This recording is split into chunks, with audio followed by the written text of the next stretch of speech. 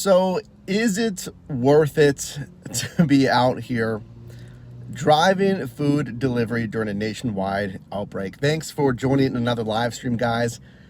We're out here in La Jolla, California. We're driving some delivery today. I got a scheduled shift for some pretty decent pay incentives starting at 4:30 this afternoon. But I am going to be driving out here just until then as well, doing some food deliveries. If this is the first time that you and I are meeting, my name is Mike. I've completed over 1,000 deliveries specifically on the DoorDash platform. I've also driven on Amazon restaurants when that was a thing. It's just been discontinued. I've done Uber Eats, applied for Grubhub. So appreciate you being here on another live stream, or if you're watching in the rebroadcast. So as you saw on the thumbnail, I have a very small ration of hand sanitizer. So here's number one for preparation. And number two, guys, if you didn't see the last live stream talking about the inherent risks of being out here, and there's plenty of risks, I also mentioned that if you're going to be doing anything in the gig economy, I don't care if you're driving rideshare delivery or Amazon Flex for parcel delivery, you should probably have some of these. Casey, thanks for being here. Where have you been? It's been crazy.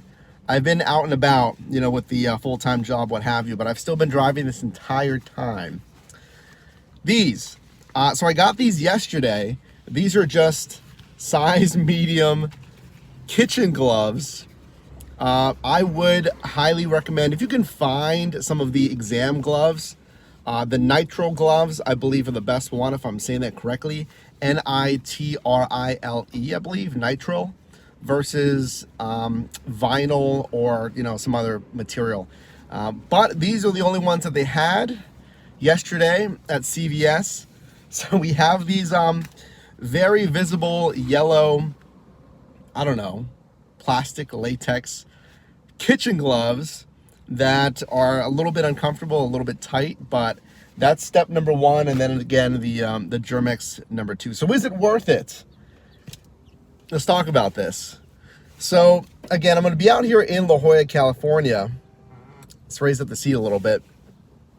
And I'm going to be driving DoorDash. Dustin driving Instacart, making pretty good money. Good to hear you guys are making some good money out there. So as I mentioned in the live stream, I think it was yesterday, I didn't see too many exceptional pay incentives from DoorDash. Casey notes that tips are higher. So why am I driving right now? Well, like a lot of you may be doing this as a side hustle just to make some extra money. That's really why I've always been driving in the gig economy, just to make some extra money as a side hustle, right? And it's not just about money, guys. Let me know your thoughts right now in the comments or the live chat. Guys, this quarantine, let's talk about this quarantine.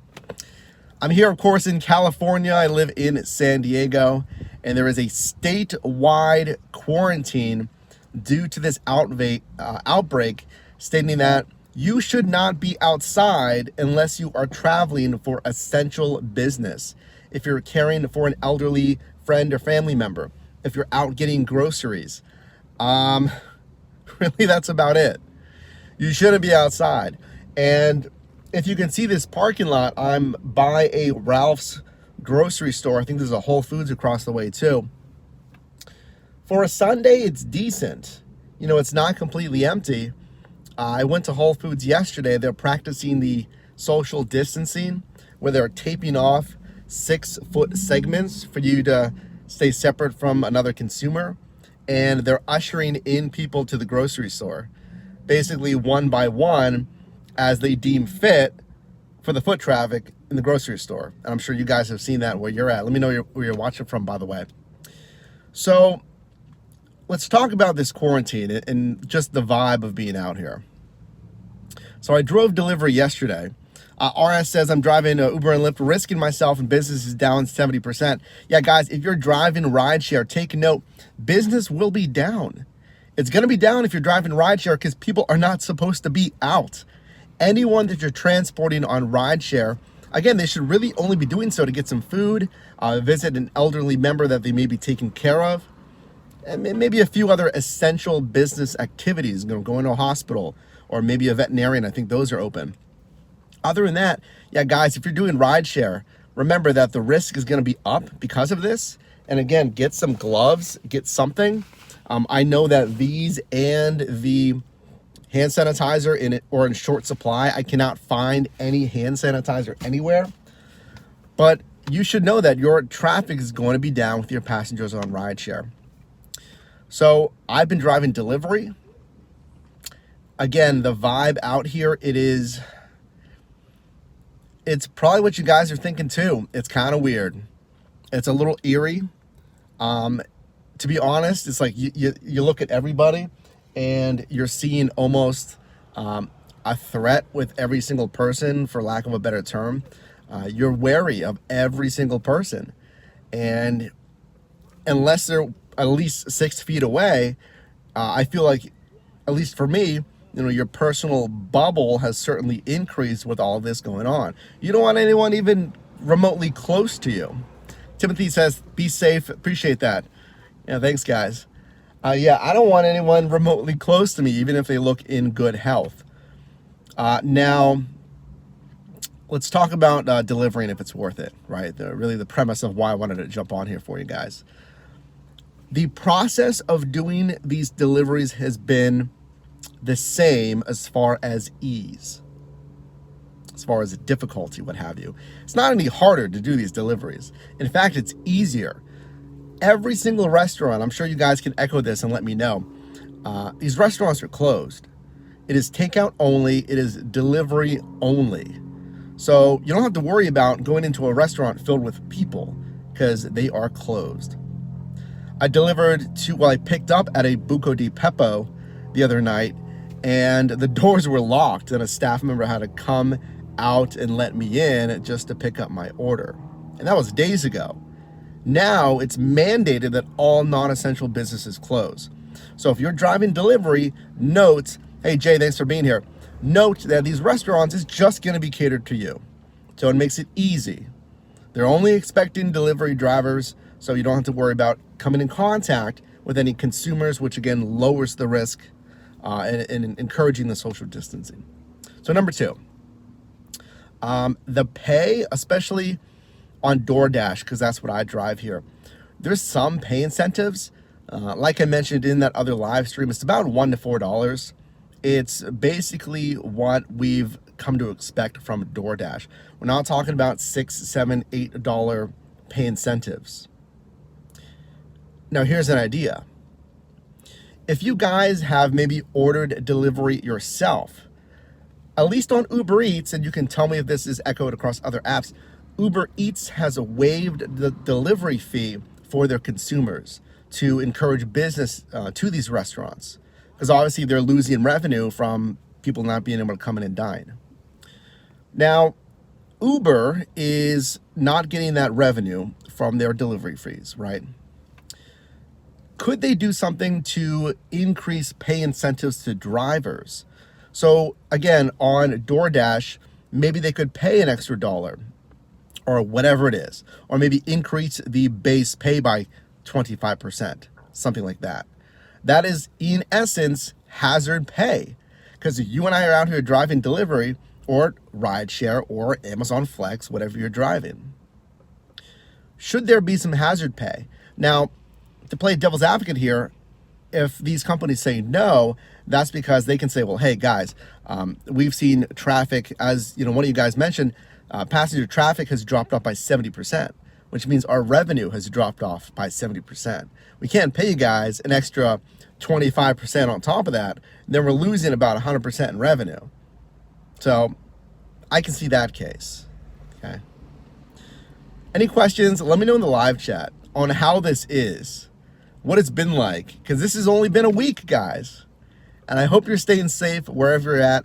Let me know, A, where you're watching from, and B, if you're driving, and if you're driving delivery, rideshare, what have you. So again, is it worth it? That's a tough one. Dustin coming from Seattle. Hey, Seattle is heavily hit, guys. Be safe over there. Thanks for being here, Dustin. Is it worth it? Yes, only in the sense that it is making you that extra money that you're looking for. No, because you're obviously in the environments where there is a higher risk of contamination, right? Now, what do these do? And I will be wearing these gloves. Yeah, Dustin says he's at ground zero there in Seattle. Be safe over there, guys. What does this do, right? Why would you wear this? Well, like I mentioned, you're touching a lot of hard, non-porous surfaces, metals, plastics, the handles to these restaurants, and I'm looking at a popular restaurant right now. You're touching all of these non-porous surfaces where this virus can live for days. In the aerosolized form, in the air, that's 2 or 3 hours. Guys, these non-porous surfaces is 2 or 3 days. So this at least protects your hand, and then remember, don't touch your face. And I will be washing these once I come back into the house to, you would think, clear any contaminants on this. Now, remember, you're gonna be what? Touching the door handles to your house or your apartment complex, touching the door handle to your actual, again, apartment if you have to go through your complex. And unless you take these off first, you're gonna be transferring contaminants onto that. So you can go down the rabbit hole of, oh my gosh, I'm touching this, I'm touching that, I'm passing on contaminants. I mean, you can only do so much. I could use hand sanitizer on those gloves, but then again, you're touching the gloves to the steering wheel, so it gets very tricky. But at least what these gloves are hopefully doing is preventing the contact on your skin. And then again, don't touch your face. That's all you can do. I'm not a health expert or an infectious disease expert. So will I keep doing this? And should you keep driving if you're out on the road?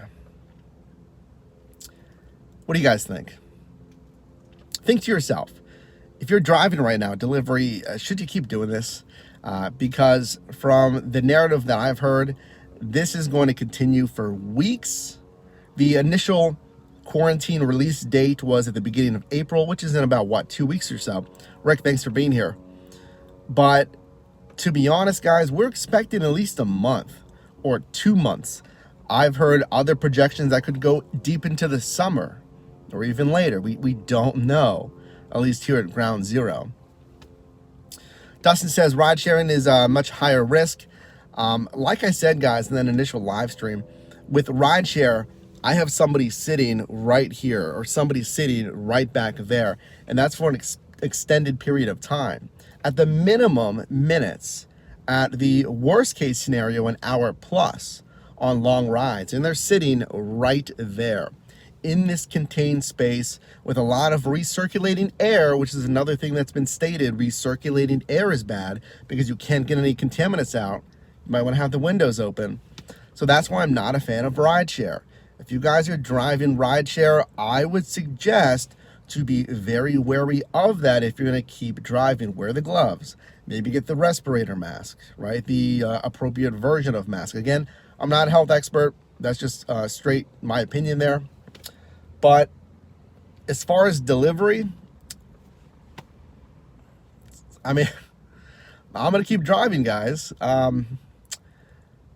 You know, you kind of hate to say it, but like a lot of you, there may be unknown factors as far as, hey, where's my next paycheck going to come from? There's been thousands or tens of thousands of layoffs already in this I won't say crippled, weakened economy, and this is just in the first couple of weeks. So by driving, again, you're doing something to generate some income for yourself. At least you're taking charge of a small part of your income, because guys, you're not going to really make enough to support yourself driving these apps unless you're in a lower cost of living area.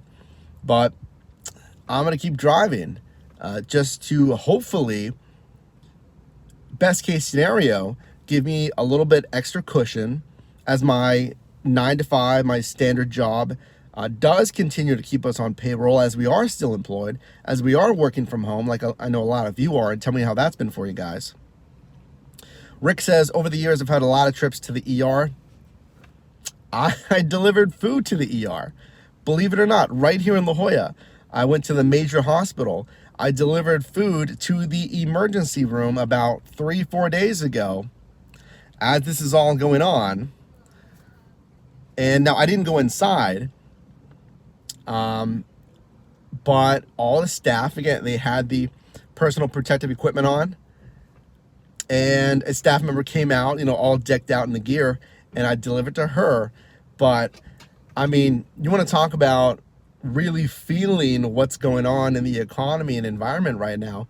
Try delivering to an emergency room where they are accepting new patients. I'm seeing new patients go in, and as they're being dropped off, that gave me a little bit of pause. I don't have a respirator. I don't have a mask or a respirator. Keep in mind, again, from what I've heard, guys, those standard surgical masks do not protect you from this. You have to have the right version of a respirator mask. But that gave me a little bit of pause. That made me think, like, well, hey, should I really be out here? Is this really worth it? Now, I am out here. This is a message to you guys driving. I am out here because, knock on wood, I'm in a lower risk demographic. I'm a younger individual. I'm 32. I have no pre-existing conditions that I know of, no respiratory issues.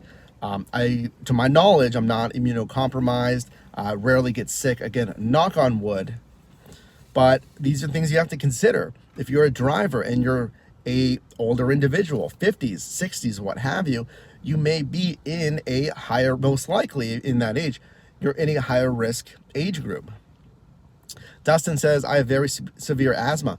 These are things that you guys need to know about yourself, and you have to stay on top of recommendations from health professionals, and you have to weigh all these things and think to yourself, well, hey, here's a hard truth for you guys. Is it worth it for $13, $14 an hour? Because, again, I've done 1,000 plus deliveries on a DoorDash. That's what you're going to make, guys.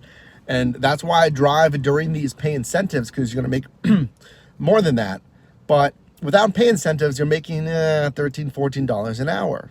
And I've shown that multiple times here in the channel. So my shift is going to start here in a couple of hours. I'm going to drive some standard pickups for the time being. But I appreciate you being here, guys. Again, if you're just joining, I got some kitchen gloves that I will be using during my deliveries. I got I've had this hand sanitizer that is just about to run out. That's the main things I'd recommend for you guys. If there's 2 takeaways that I would recommend to you if you're going to drive these apps, is number 1, wear gloves. And number 2, if you can find it, use hand sanitizer. I've been into multiple places. I can't find hand sanitizer. And I'm sure, it's no secret. You guys know that all these stores are sold out of not only food, but other things that people are looking for nowadays with everything going on. So let's catch up with you guys. I just wanted to let you know what I'm doing here. Yeah, Dustin comment about rideshare. If somebody is infected and they're coughing in your vehicle, again, it's aerosolized for 2 or 3 hours, guys. And if that molecules, what have you, aren't aerated out of your vehicle, then they're going to be in the air for 2 or 3 hours. And they're going to stick to any hard, non-porous surfaces for 2 or 3 days. Okay. And again, I'm not an infectious disease expert. I don't know if you can completely aerosolize, what have you, a virus out of a vehicle just by having the windows down. I have no idea, but that is the latest that I've heard. Dustin again commenting that the virus can live on many surfaces for days. Jay says 20% tip should be mandatory. Again, it's I haven't seen any exceptional pay incentives from DoorDash. The app hasn't said, well, hey, because of the environment and the landscape, we're giving drivers 10%. 10% more, 15%. I mean, again, I don't think it's really going to happen. These apps, yes, they delivery may have seen an uptick because people simply cannot get to restaurants to dine. It's impossible right now. But other apps, if they're not if they really got a hit from this revenue-wise, the last thing they're going to do is be like, well, we'll pay you guys a little bit more money, because the numbers show they simply just can't make sense of doing that.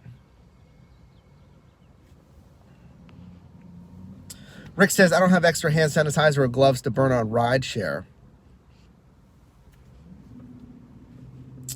And Dustin says, of all the delivery apps, DoorDash is the worst paying out of them all. I've applied to Grubhub. I have never been accepted for whatever reason. Postmates, in my opinion, I feel like Postmates, in my experience, just doesn't pay as well, at least here in San Diego, compared to DoorDash. Now, I've seen that the tips have been pretty decent on on Postmates.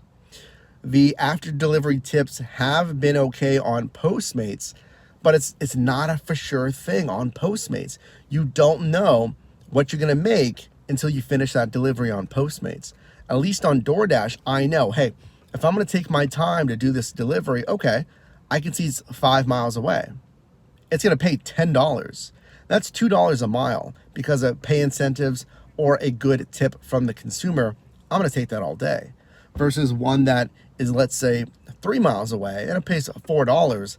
Well, I know that although it's 3 miles away, it's in a highly congested area. It's going to take decently longer. Oh, I see, it's delivering to an apartment complex, not a home, which means I got to go in and navigate that apartment complex. And I've never really delivered there before. It's not worth $4, right? So, I mean, to each of their own. It definitely depends on where you're driving and if you're familiar with that segment in your market. If you're in an area where you say, well, hey, yeah, it's not super crowded out here. It's not California, it's not San Diego, right? And I'm confident in driving Postmates because I know it's not going to be super busy as far as traffic or navigating large apartment complexes. Then you may be able to do it, right? But just in my opinion, judging the two, DoorDash has seemed more predictable as far as earnings for me. We're going to wrap it up here, guys. I'm going to start driving in just a second. Let me know any other thoughts here before we get going. LM, thanks for being here. Rideshare delivery down. After a rider exits the vehicle, I'll spray the inside of the entire car seats, seat belts, door, air, etc. with 70% rubbing alcohol. And I see where you're going with that. In my mind, this is such a tough thing to curb because then you're like, well, what about the ceilings? Well, did you really cover everything? What about the underside of the seat? Is there particulate that can be jarred loose from that and is now aerosolized in what you previously thought was a sanitized vehicle? But turns out no, because you missed that one spot. It's tricky. And again, I'm not an expert in infectious diseases, but you can't be overly worried.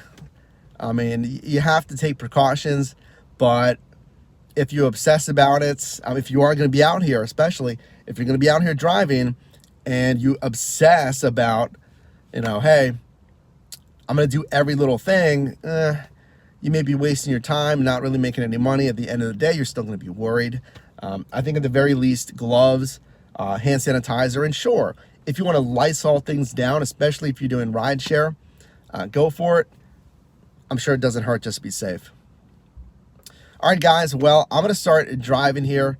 Again, if I haven't gotten your comments or if you're just joining, let me know down in the comment section where you're watching from, if you're driving, what protective steps you're taking, your strategy for the coming weeks, all of that. I'm very curious as this is all just starting. And we've seen changes just in the past couple days. For instance, Starbucks is moving to a delivery-only model. You used to be able to at least go in. They removed all the tables and chairs, but that's no more. That's delivery only. That's all in protection of everybody during all of this. Rick says in the Bay Area, not driving. So Thanks for being here, guys. Stay safe. My shift starts at 4:30. It's $2 pay incentives here in La Jolla, California, which I think is pretty good. $2+ per delivery. The highest I've seen is 5, but that's very, very rare. So I'm going to drive some standard deliveries right now. Make sure to leave a like on this live stream on your way out. It really helps out the channel. And I'll see you guys in the next one. Thanks for watching.